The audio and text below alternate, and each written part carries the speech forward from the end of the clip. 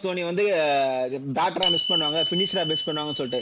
But I believe MS as a keeper, MS is the field will be mist. ஏன்னா அந்த ஒரு vacuum வந்து fill பண்ணவே முடியாது உன்னால. அந்த ஆன் ஃபீல்ட் டிசிஷன், ஸ்மார்ட் டிசிஷன்ஸ்லாம் வந்து ஸ்பார்க்ல போய் கேட்கறதுக்கு வி ஹாவ் சஞ்சு.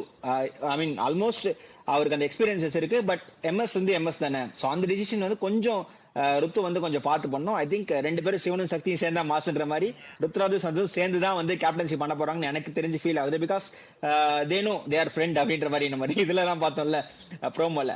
ஸோ அது வந்து மூவ் போட போகுதுன்னு நினைக்கிறேன். ஸோ அது கொஞ்சம் ஹெல்த்தியா இருந்தா பெட்டரா இருக்கும். ஸோ இதுதான் வீக்னஸ்ன்னு பார்த்தா ஸ்பின்னர்ஸ் வந்து கொஞ்சம் ஸ்ட்ரென்த்தா இல்ல.